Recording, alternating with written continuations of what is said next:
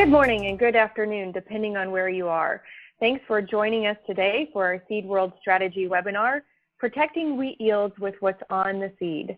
My name is Julie Deering. I'm the editor of Seed World Media, and I'll be your host today. To get things started, I've got a few items that I need to make you aware of. For those of you on Facebook and Twitter, we will be actively posting using the hashtag Strategy Webinar. We'd like to encourage you to contribute to the conversation online and let us know your thoughts. I'd also like to thank Syngenta, our sponsor, for their support of this strategy series. And a big thank you to our speakers for joining us today, Andrew Friskop of North Dakota State University Extension and Josh Kelley of Syngenta Seedcare. As farmers look to nail down their winter wheat seed purchase in the next couple of months, they'll also need to determine if and what seed treatments should be included. To help us better understand where everyone is located, I would like to ask you to enter your state or region that you cover in the chat box at this time. Here's what we've got in store for you today. First, Josh Kelley is going to spotlight the biggest threats to wheat yields in hotspots. Then we will hear from Andrew as he shares more than 10 years of research on seed treatment, stand count, and yield. And after that, we'll open it up to you for questions during our Q&A session.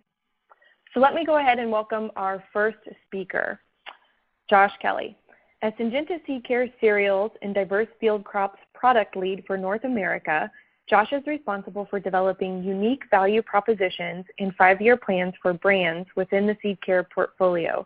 He joined the Seedcare team in September of last year and is based in Greensboro, North Carolina. He began his career with ADM as a grain merchandiser working out of their Decatur, Illinois office. Josh says it's easier to criticize than create, and he tries to view all challenges as a glass half full situation. If you're going to criticize anything, you also need to bring solutions or ideas to improve the situation, he says. Josh, let's go ahead and plow in. Well, thank you, Julie. So, yeah, looking at protecting wheat yields with what's on the seed, and really wanted to focus initially on the key diseases that we look at primarily in cereal crops or winter wheat for the sake of this discussion. And really, the 3 main ones that we want to focus on today would be Fusarium, Rhizoctonia, and Pythium. Again, most of you may have seen the disease triangle here, where you need obviously a host, a pathogen, and an environment to have disease pressure in your field. And so the three key diseases we'll focus on today are going to be Fusarium, Rhizoctonia, and Pythium. Again, many other diseases that you may find, these when we're looking at new compounds in Syngenta and where we want to take our portfolio in the next 3 to 5 years, these are the 3 key diseases that we look at when we're thinking cereals. Now, obviously, you have many other bunts and smuts that may occur in different geographies, but these are the 3 that we'll talk about today. From a Pythium standpoint, again, as you can see, Pythium, Rhizoctonia, and Fusarium, 3 different disease species. Some like cool, wet conditions. Some are more favorable in warm, dry conditions. So Pythium obviously is a killer. It will kill your crops. It's present in cereals, a huge disease in corn, soybeans, and cereals. Does like cool, wet. So we know in areas where growers are really wanting to push the envelope and get out there when the soil temps are not quite as ideal as we would like, Pythium can create some problems. We do know that we had a wet spring in some areas. Growers were really putting their seeds into very moist, saturated ground, and we've heard of Pythium issues popping up. Conversely, Rhizoctonia favors a more warm, drier environment. It may not kill. We have seen instances this year where we've seen huge Rhizoctonia pressure, and it will stand when you look at the stand counts and the final yield at year end. There will be a significant impact. So, and then Fusarium, again, it's dry. It will attack the root hairs. You can really see, where I think the key benefit of a seed treatment is depending on where you're at, you don't know what this planting season may bring. You may have warm, dry weather. You may have a cool, wetter planting season. Seed treatments will provide protection regardless of what the environment throws at you. But those are the three key that we'll focus on, and that seed treatments, Pythium, metalaxyl, mefenoxam would be the key AI or active ingredient that we look at currently to control Pythium. Rhizoctonia, obviously we've got Syngenta does have vibrance in a lot of our formulations, which would aid in that Rhizoctonia protection. And then from a fusarium standpoint, you have products like fludeoxonil or Maxim, as some may be aware, that really provides really good fusarium protection.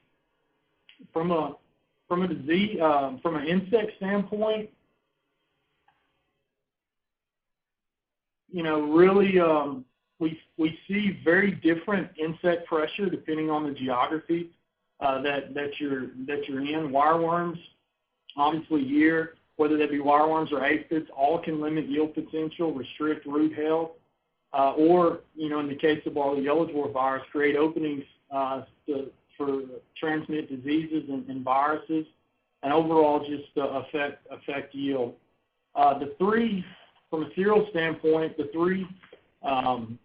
three insects that we really focus on is wireworms.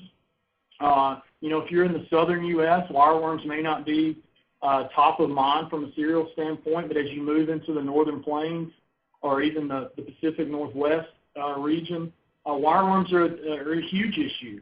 You move into the old prairie ground that really favors the wireworm species, you can have significant yield losses in some areas, 50 to sometimes as much as 80%, depending on your pressure. There are 6 species of economic importance that we look at right now. Products such as your neonic chemistry, your cruiser, your thiamethoxam, the imidacloprid, clothianidin will provide some protection on wireworms. Your aphids.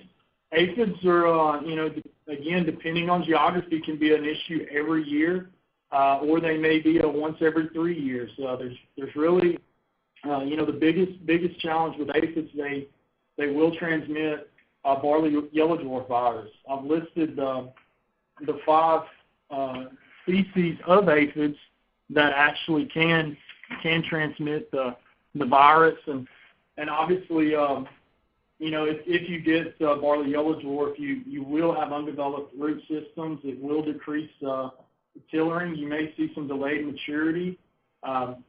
Don't see Barley yellow dwarf virus every year, but again, as I said, you never know what the year can throw at you, and by utilizing strong chemistry on your seed, it will provide a level of insurance, regardless of what the environment throws at you. And then obviously the third is Hessian fly. Obviously, to control Hessian fly or to provide some suppression of Hessian fly, you have to really up your rates on your neonics. With Cruiser, we do promote max labeled rates.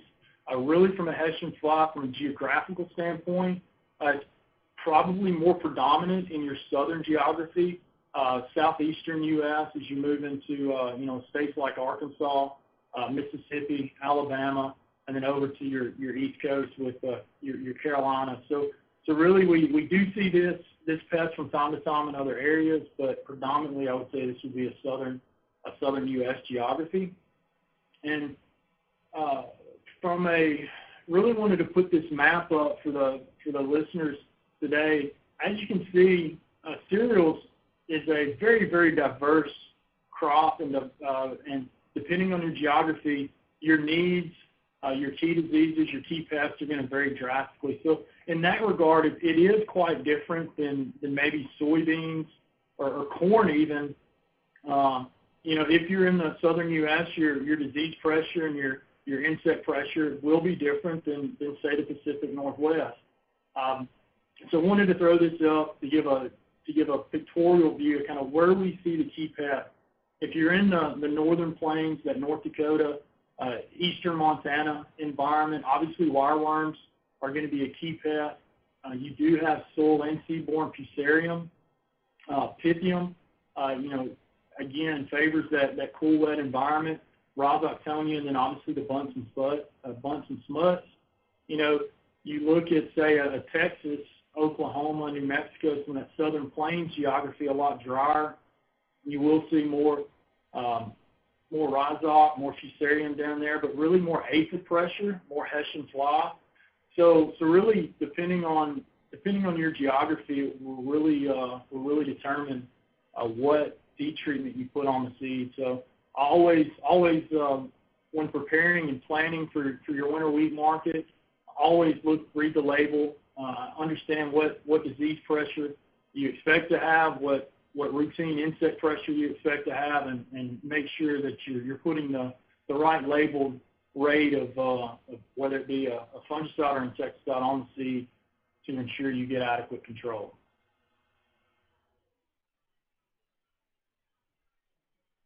And with that, I'll turn it over to Andrew. Great. Thank you very much, Josh. Now we're going to hear from Andrew Friskrop about the latest research on seed treatment. By the way, if you have any questions as we go along, go ahead and type those into the chat box, and I'll make sure they're asked during our Q&A session. Okay.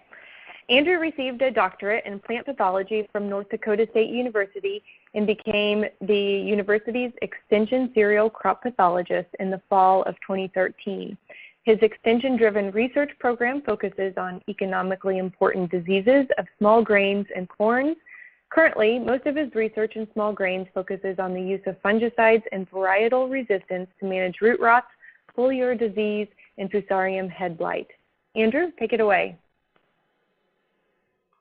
All right. Well, thank you for the introduction, Julie. And kind of building on what Josh has kind of laid the foundation for, I'm going to bring it more to local level, I guess, at North Dakota. But more importantly, I think some of the same trends are observed in the U.S. The focus of my presentation is I'm just going to give a brief introduction, building on some of the key pests that we face in our state. And most of it's going to be more of data interpretation. As mentioned previously, we have I think it's 14 years of seed treatment data that I'm going to review as far as the stand response and yield response when we've been looking at fungicide seed treatments. So the primary uses of fungicide seed treatments in our state is we look at the seedborne and then the soil-borne diseases.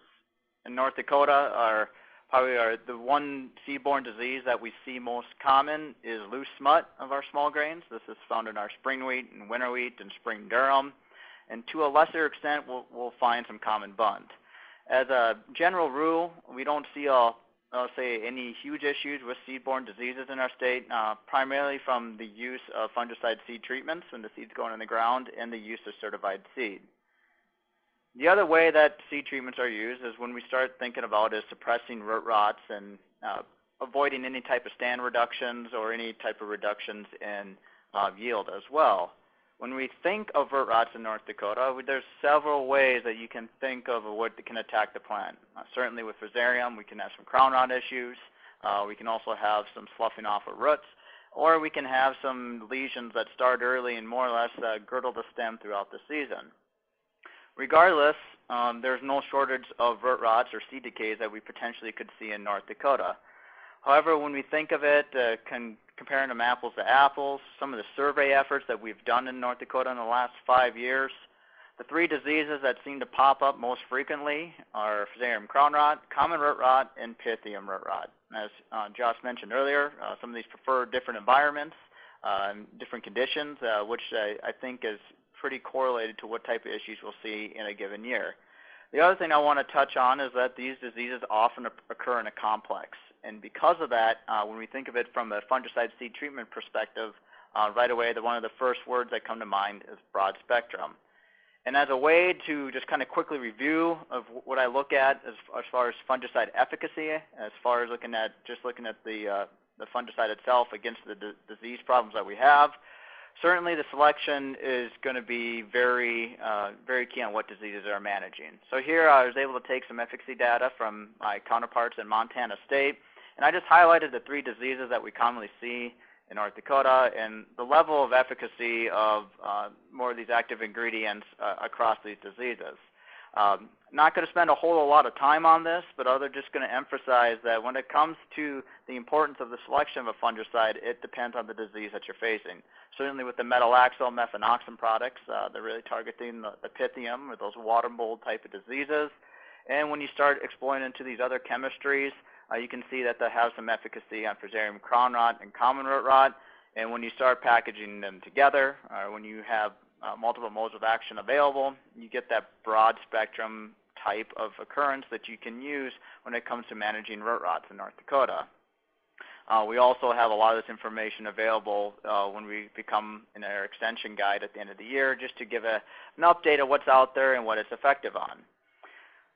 So that more or less leads me to what I call kind of the nuts and bolts of this presentation, is what is our expected response from a fungicide seed treatment? We can do studies, and we've done several studies when we know what type of active ingredients can be effective on the pathogens that we're studying. But more importantly, where it comes down to the road is what is the expectation in a field. So to try to help answer this, or I guess take somewhat of a swing at this, I was able to find fungicide seed treatment data dating back all the way to 2003. And when I started in 2013, I've conducted several seed treatment trials, and more or less created this, what I call a huge data set. To give you a summary of it, it encompasses 41 experiments, and there's over 210 replicated treatments. And a replicated treatment, think of it as a fungicide or a combination of fungicides on the improvement of stand and yield. Sometimes I get questions on what was evaluated. When you break it down, the ones that are most commonly evaluated in this data set are chemistries belonging to 3, 4, 7, 11, and the multi-sites. I combined a lot of this data together. You certainly could partition this out, and this can turn into a very long presentation, but for the primary purpose of this, all the data here was more or less what is the response of a fungicide compared to a non-treated check. Also, another way to take another angle at this is it's important to know that these trials were conducted in more or less 2 locations in the state, one being in Dickinson and in Fargo. For those of you that don't know those regions of North Dakota that well, Fargo is located on the east side of the state, right along the Minnesota border, and Dickinson is in western North Dakota and is about 60 miles away from the Montana border. Although it's great to look on a map, the key thing is when these seed treatment trials are conducted, these are under very different type of production systems. In the western half of the state, you still see some small grain on small grain type of production systems. Predominantly it is no-till, and all these trials are conducted in a grower's field. When you look at the data set that was pulled from the east side, this is often small grain on broadleaf, conventional till, and a lot of these were challenged with some type of pathogen. Greater than 95% of them would either be a Fusarium or a bipolaris or cochleobolus type of challenge in the plot. So this is more or less the point of this slide, is to kind of give you ideas when I get to this data later in the set, just to give you a kind of a snapshot of what type of different production systems that these are occurring in. So here are some of the cumulative results. The first couple slides I'm going to show you is I compiled all the data across all locations and more or less was looking at the percent response from the non-treated check in both stand and yield.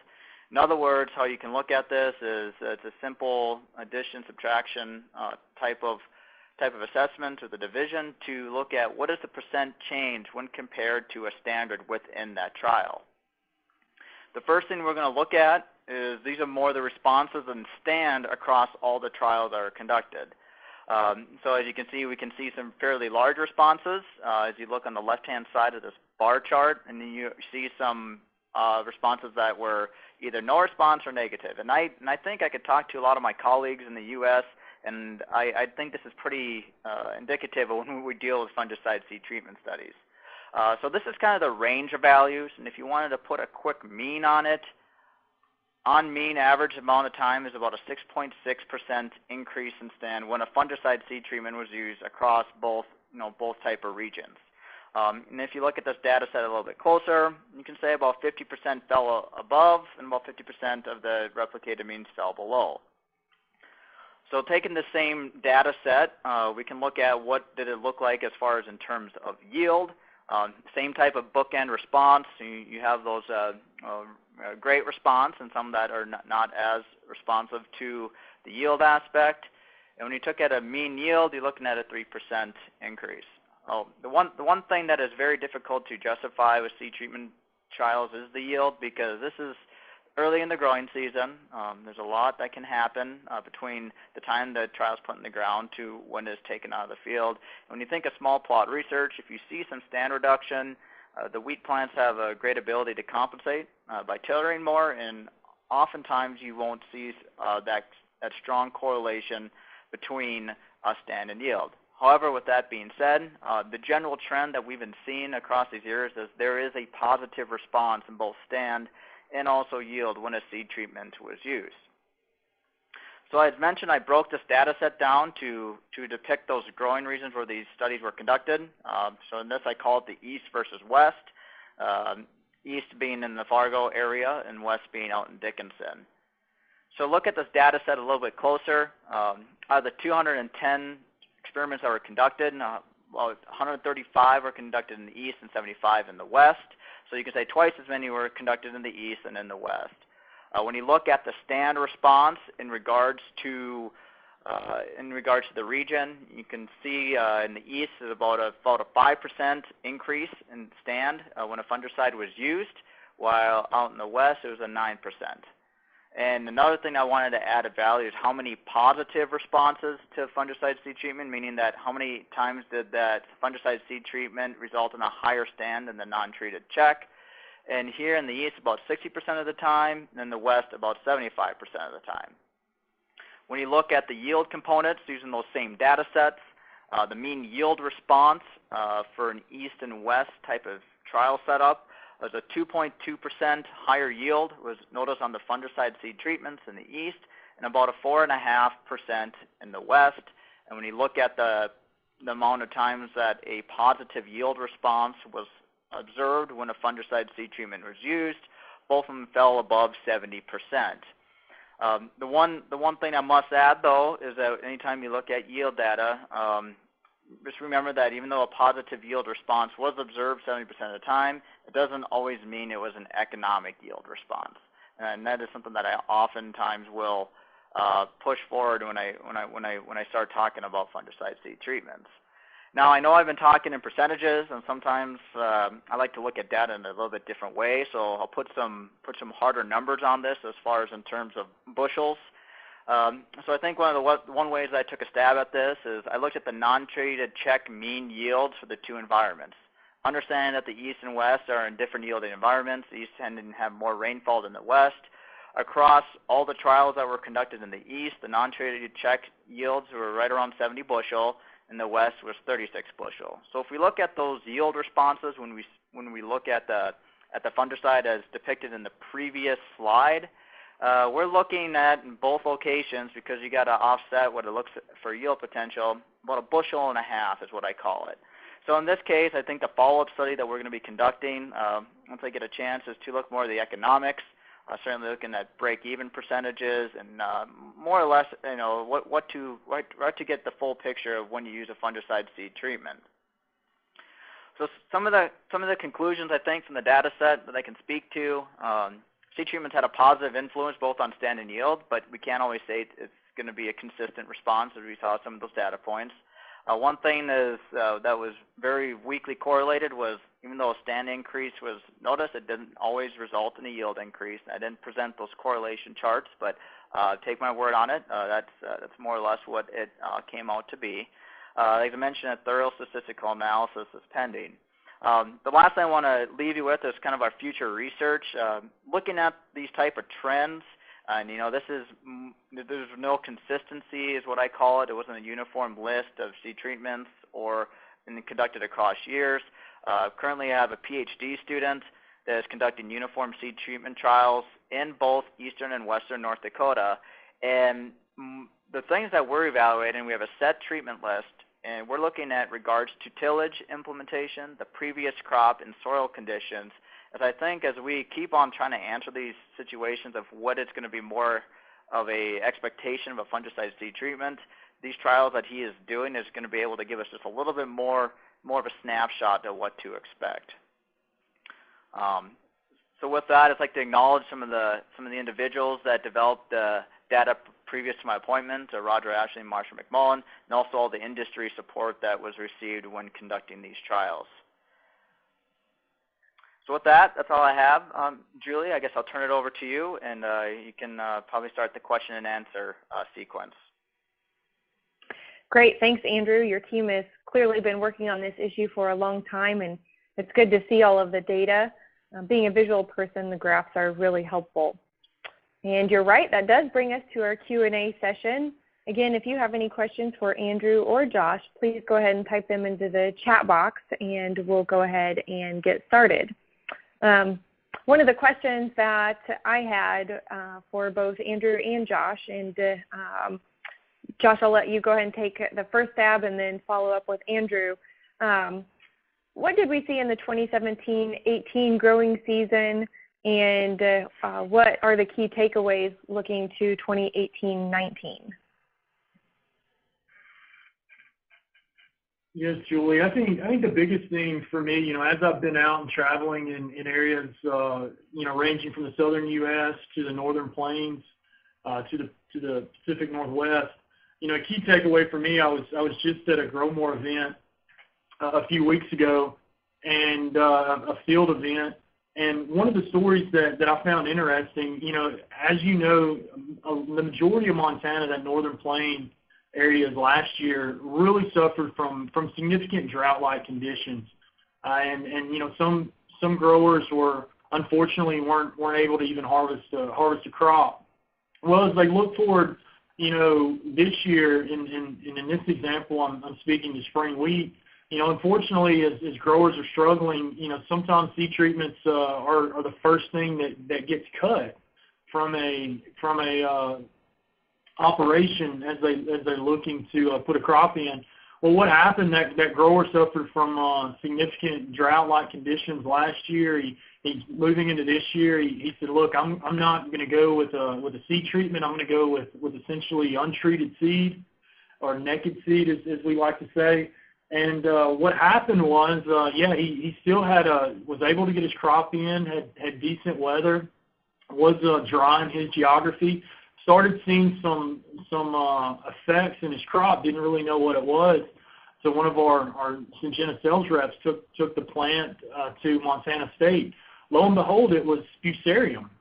So, that's just one example that, even though you didn't have a problem last year, you don't know what spectrum may rear its head this year. In this case, it was Fusarium.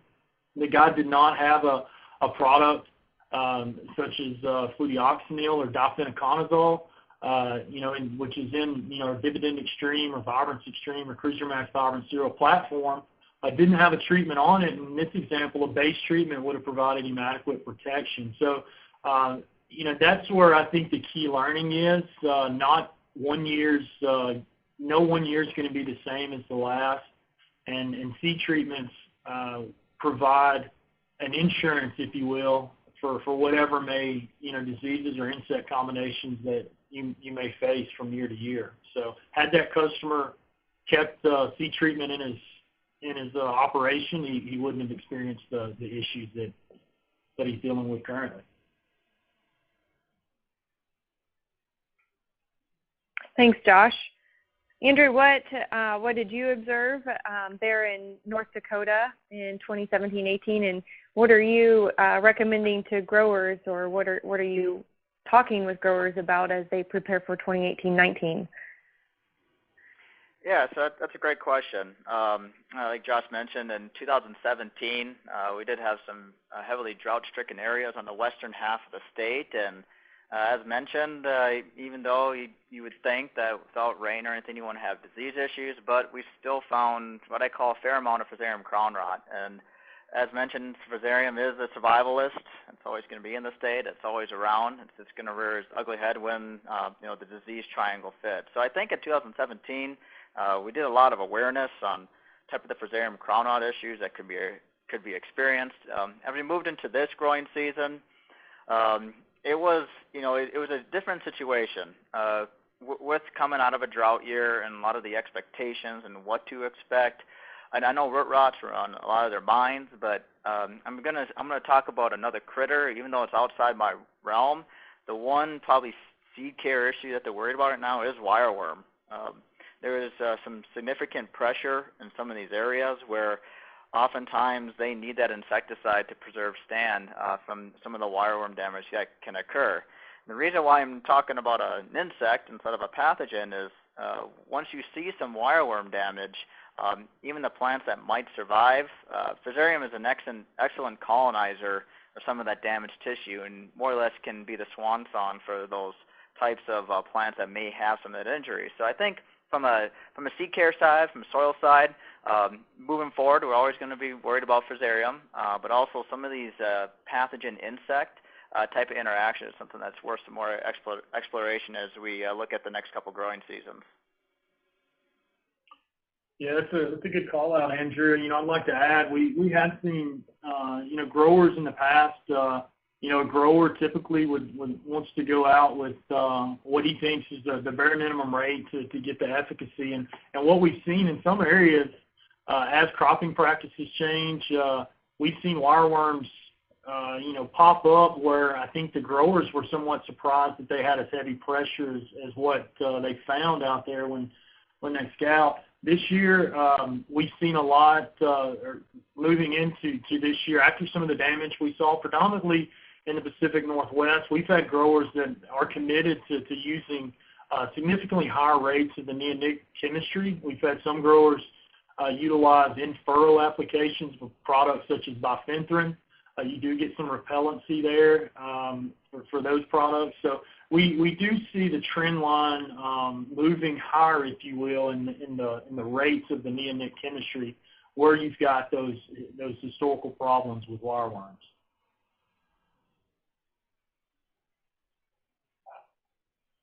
Thanks. I am just was taking some notes here, following along. We do have some questions that have come in from our audience. And so the first question is for Josh, and it is, what do you recommend as your premier seed treatment for soft red winter wheat, eastern half of the U.S.? And then what is your recommended rate? Do you recommend a higher rate of cruiser for North and South Carolina to combat Haitian fly?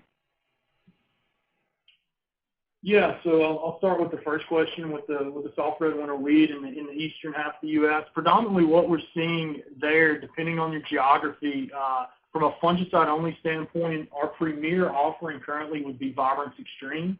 That's going to give you your methanopsin, your difenoconazole, and your sedexane. So you're going to get, as Andrew mentioned, that broad spectrum protection from Pythium, Fusarium, and Rhizoctonia. The difen's is going to get a lot of your bunts and smuts as well. If you do see a need for a fungicide and an insecticide mixture, our premier product would be our Cruiser Max Vibrant cereals. That's going to be very similar to Vibrance Extreme with the inclusion of the insecticide component, Cruiser, or the AI name would be thiamethoxam. Standard use rate for the majority of the U.S. right now is around 5 fluid ounces per 100 pounds of seed. That seems to be pretty adequate for what I would call kind of standard disease pressure. Now, obviously, if you're in a wireworm environment or you do expect the Hessian, heavy aphid pressure or Hessian fly, really from a Hessian fly standpoint, we would recommend max labeled rates of cruiser. So you would have to spike additional cruiser into that mixture, if you will, to get it up to that max labeled rate of 1.33 fluid ounces per 100 pounds of seed. That would provide, per the label, Hessian fly protection. Great, thanks, Josh. Andrew, when you look at winter wheat and what your growers are facing, kind of thinking trends, what do you see coming down the pipeline that maybe is not heavily adopted right now that you think may be picked up in the next 3 to 5 years? And anything from seed treatments to granular applied biologicals, or kind of anything under the sun. Is there something that's on your radar screen? Yeah, it's a good question, Julie. I think when I'm looking at winter wheat, and like I say, generally in the northern Great Plains right now, I think a lot of it is most of our growers, and I'd say just about all our consultants and our agronomists, they know what type of issues we're going to face and likely going to face in the future. Some that we've been exposed to for years after years. But I think more of the challenging things is going to be when to use a seed treatment, which ones to use, which goes back to scouting, what you have in your field. Maybe looking at other integrated management tools of crop rotation. Certainly, I can speak in the western half of South Dakota and North Dakota. You'll still see some wheat on wheat. Looking to explore that avenue to try to combat some of these issues early on.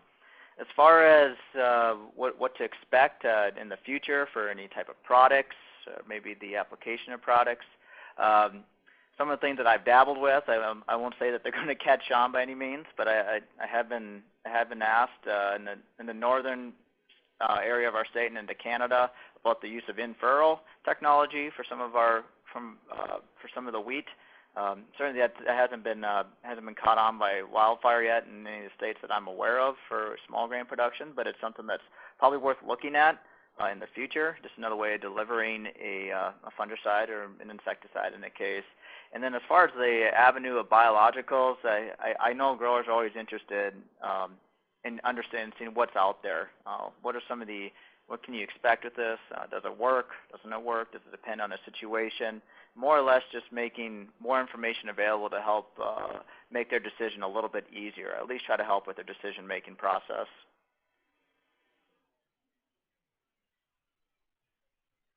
And Josh, the same question for you. What do you think is next in terms of what growers will be looking for or adopting for winter wheat?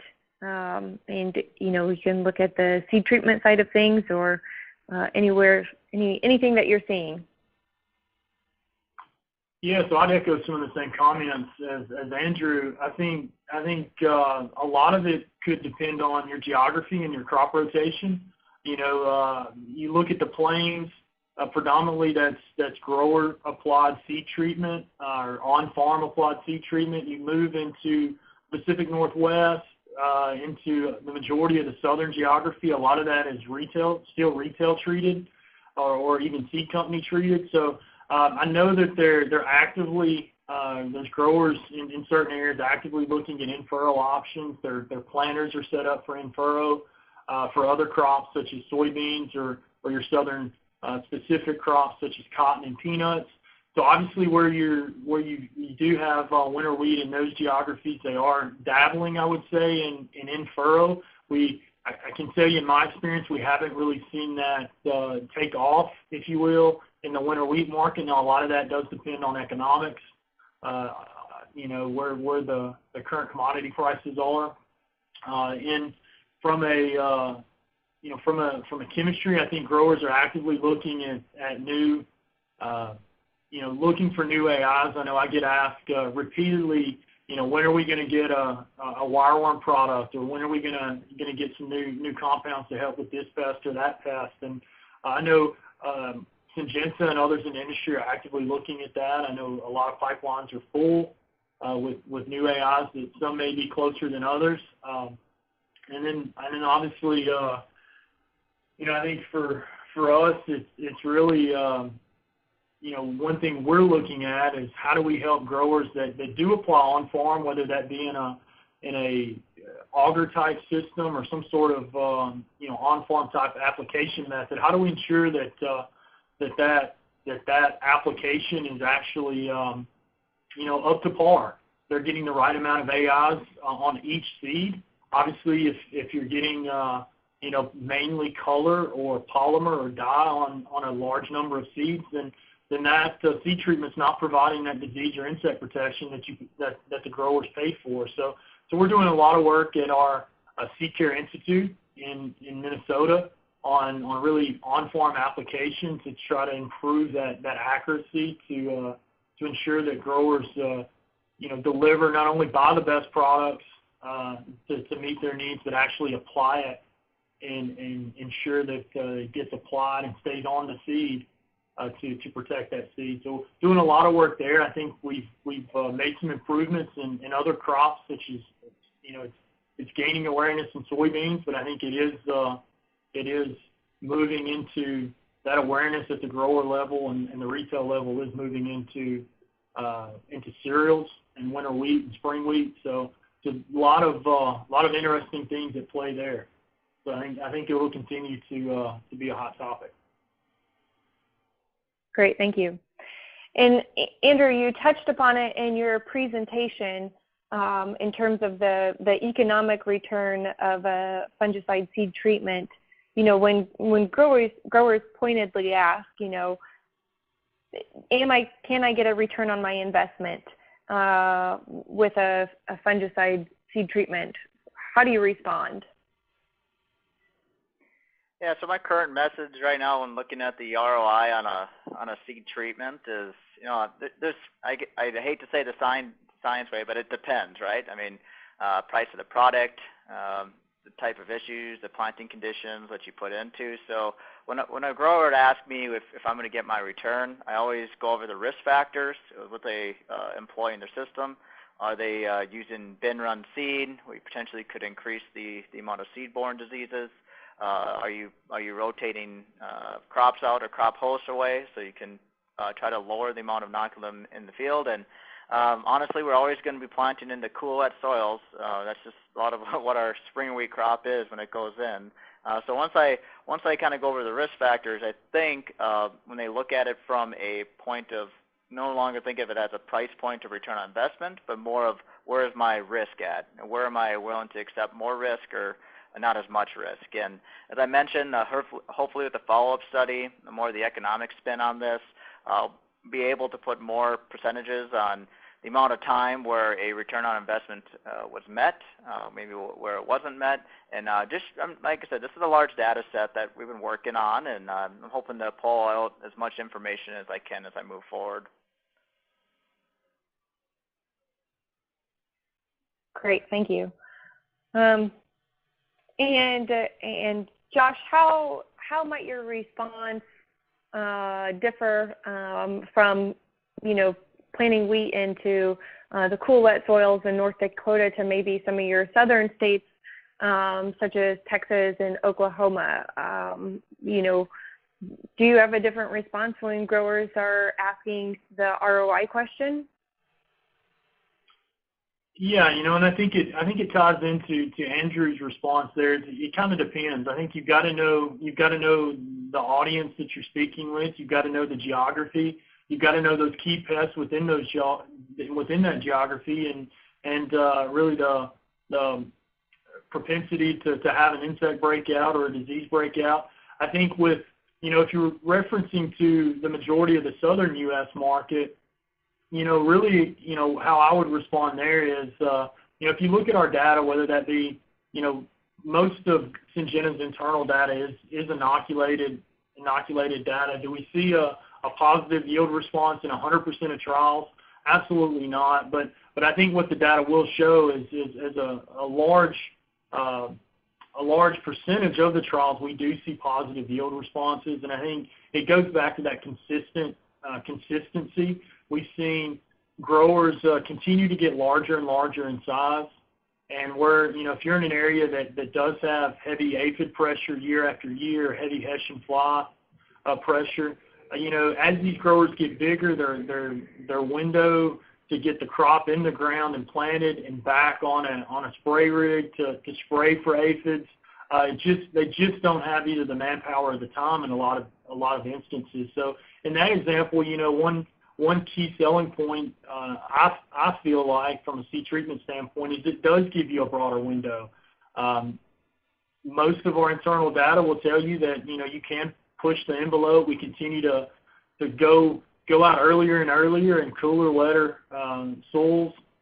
This will give that grower time to get his crop in. It'll provide that insect protection, that disease protection that he needs, and give him time to get his crop in, get back, and analyze what's next. So I think it is the key selling points and positioning would vary greatly, but I think overall what we've seen internally is it is a good insurance policy depending on your geography and the key diseases.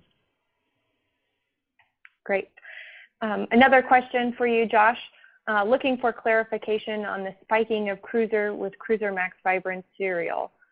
Do we add an additional 1.33 fluid ounces of Cruiser, and I'm not sure what this abbreviation stands for, to CMVE for Haitian fly?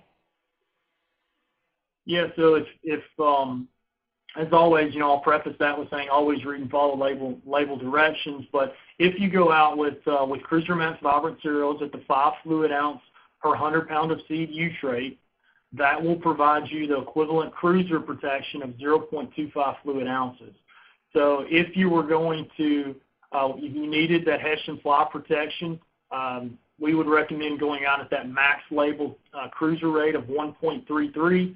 So in this example, you would need to spike in 1.08 fluid ounces per 100 pounds of seed into your slurry volume with the 5 fluid ounces of Cruiser Max Vibrant cereal. That combination would deliver the max labeled rate of thiamethoxam or Cruiser at the 1.33 fluid ounces. Great, thank you. And I've got time for one more question here. And Andrew, I'll start with you. How might some of the breeding work being done on wheat impact the use of seed treatments? Do you expect that there will be a coupled approach, or do you think some of the breeding work will allow for a hardier, more naked seed? That's a really good question. So just being familiar with some of the breeding work as far as resistance we have in small grains, we have nothing out there that's likely can be considered to be immune to any of the diseases. If it is one disease, it's likely related being able to be highly resistant to another disease. So ideally, if you're able to incorporate several sources of resistance to combat all the diseases that may face a small grain in the ground, I think the answer speaks for itself that fungicide seed treatment may not be the case. But that's merely hypothetical what we know about some of the root rot pathogens and what we know about the current status of some of the resistance we have to root rots. That likely we're going to see a coupled approach moving forward. Certainly it goes back to being familiar with what you're facing in your fields, but at the same time I know there's several universities that are working pretty hard on screening some of the varieties just to see which ones are less sensitive, in other words. And I think moving forward, I think there's just one more angle that can be looked at as far as from breeding. Great. Josh, do you have anything to add to that? No, nothing to add from my end. Okay. Well, then that concludes the question and answer portion for today. I'd again like to thank our speakers, Andrew Friskop and Josh Kelley, for joining us and sharing their expertise. We hope that you found this information of value. Again, thank you to Syngenta for their support of this Seed World Strategy series. Also, I'd like to draw your attention to our next webinar, which will be held August 28th at noon Central again. This time, the topic that we'll be focusing on is the science behind singulation. Registration isn't yet open, but keep an eye out on your inbox for that information to be coming in the next week or so, and it will also be included in our Seed World Daily newsletter. If you want to go back and listen again or want to share this webinar with someone else, it will be posted on our website, seedworld.com, within 24 hours. That's all for today. Thanks again for joining us. This is Julie Deering of Seed World Media signing off.